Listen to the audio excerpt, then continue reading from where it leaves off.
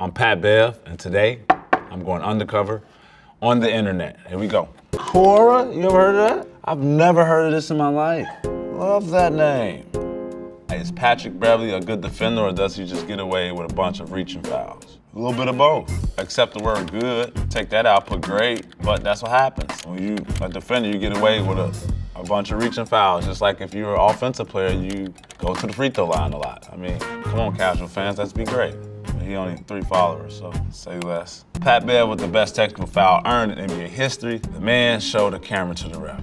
I don't think this should have been a technical foul. Not because the actual foul did not happen, but the fact that it's been guys showing iPads, it's been guys showing clipboards, it's been guys showing whatever that didn't receive a technical foul. I guess the name on the back of the jersey, you know, for me, if I do any little thing, I get a technical foul. It's just part of the business with me though. But I've seen this happen play after play, and you never see a guy gets a technical foul, but man, that was a good game. That was a fucking good game.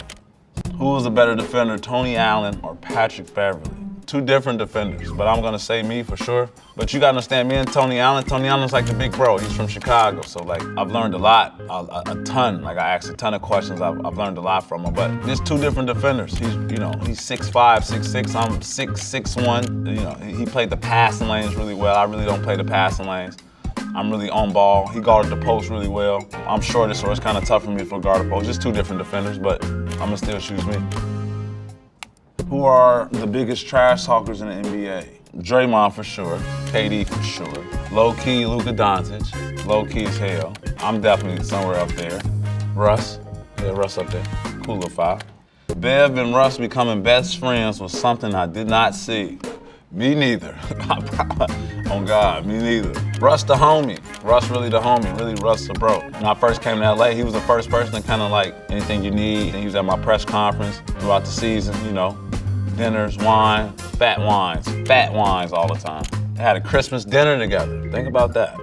Me and Russ. Really misunderstood. Really misunderstood. NBA great, legend for sure. Next. Does any NBA player think about another player as much as Pat Bev thinks about Chris Paul? I don't know how to answer that. Do you think about another player as much as Chris Paul? No, I don't. More Cora.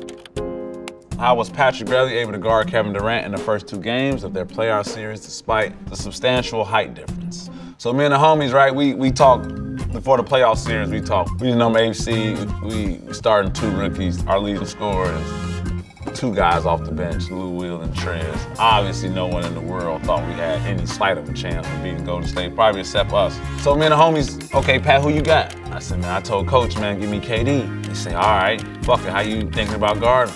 So I got homie like 5'9". I have homie stand on couch. Now homie kinda KD height now. So like we at the crib, he got ball in hand.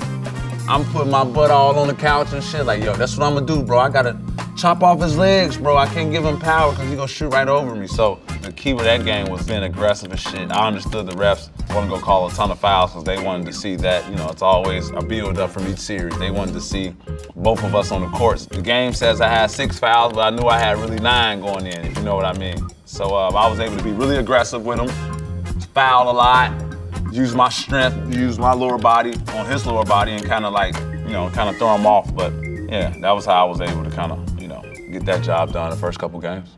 Why is Pat Bev crying like they win a ring or something? First off, you can't write a sentence the right way. That's first off.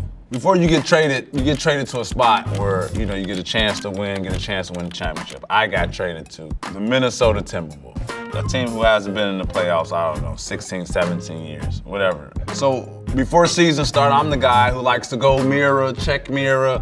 These are my goals. These are things I want to do. I like to manifest things. I like to speak things into existence. I wanted to make sure this team went to the playoffs. That was my only goal. That's the only thing I wanted to do. We did it.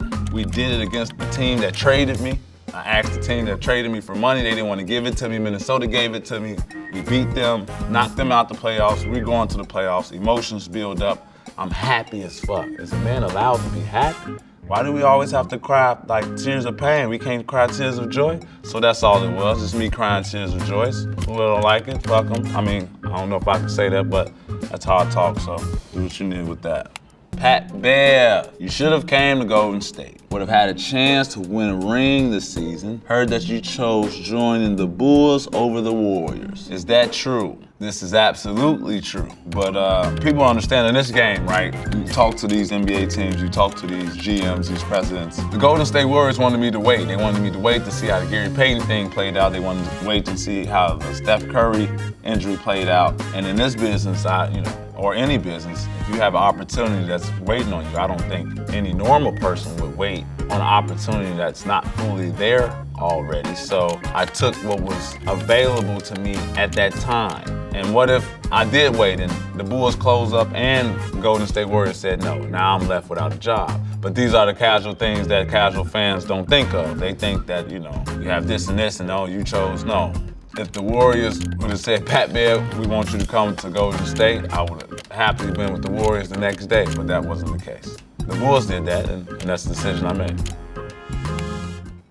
What should NBA teams do to prevent star players from demanding trades? Ooh, that's a good one. Hold on. What should NBA teams do to prevent star players from demanding trades and exerting too much control over their futures? It's a business. Right?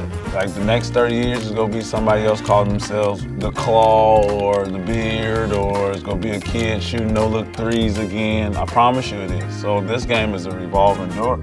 I don't think this has to do with preventing star players. I think that everyone should have a freedom to, if you're not happy in a situation and it's your future, you should be able to control your future. And if you want something better, I think that's up to you. Obviously, you are the one that has to deal with, the media backlash, the, opportunity of is there another team or relocation. That player is going through all that. None of the teams are. No, I think you should be in control of your own destiny and your own future. I don't think the NBA should do anything to prevent anything like that. I think it makes it a better league. Pat, are you looking forward to being able to play in more arenas like Boston Garden and MSG now that you're a Sixer? Since you are someone that knows and loves the game, is that like an added bonus to play in new arenas? It is. And I don't care what you say. Like any NBA player, basketball player tell you, like MSG, always. Always. You look forward to that. You got the fit planned out for that. Like you locked in. You got haircut for a trip. Like you locked in on that game. And Boston for sure. I mean, there's so much history with it. Like some of the old court is still on it. Like there's so much history with it that like you embrace these points of playing in arenas like this. So yeah, for sure, 100%. How the hell does the NBA Bubble Championship not count? Pat Bev can't pick and choose which titles matter and which ones don't because of the conditions. It's very hard to answer this. It counts, it does count. But when you're playing in an environment where you're not going against any part of like crowd, we had a team down 3-1, the Denver Nuggets. I give Denver a lot of credit. They came back and won and did everything they're supposed to do in the bubble, but that looks very different if 3-1 was closeout game in LA Clippers or closeout game in LA or, stuff like that. So for me saying the bubble ring doesn't count, I think it's part ignorant, but at the same time, the bubble didn't give you all the normal conditions that you would have on facing other teams. And I'll just leave that at that. Can someone tell me what is the roadmap for Pat Bev to win Defensive Player of the Year? I don't know. I don't know the roadmap. A lot of media people don't like me, so this is a media-based vote. So the road might be hard, it might not. Who cares? As long as I, continue to impact and leave my legacy on the game, that's really the most important thing for me. I think you should ask the coaches. I'm a firm believer, just ask the coaches who blows up their ATOs, meaning after timeout plays, or ask the coaches who give their players the hardest route during the game, or ask the coaches like, damn, I gotta tell my big to keep screening Pat Bev because he's so attached to, whoever that ball handler is. Just ask the coaches. I saw Hoop Dreams for the first time, and now I'm seeing there's a sequel with Pat Bev called Hoop Reality. This is very true. I had a camera following me around my entire senior year, trying to get a part 2 from Hoop Dreams. I mean, as a senior in high school, I thought it was lit. I was hooping, team was winning, nationally, ranked team. We got a camera following me and the homies around every day at school. So, no, that's true. That was a vibe. I had a ton of fun with that. Signing off. GQ, thank you guys for everything. The questions were great, YouTube was great, Core was great. Thank you, thank you, thank you. Until next time.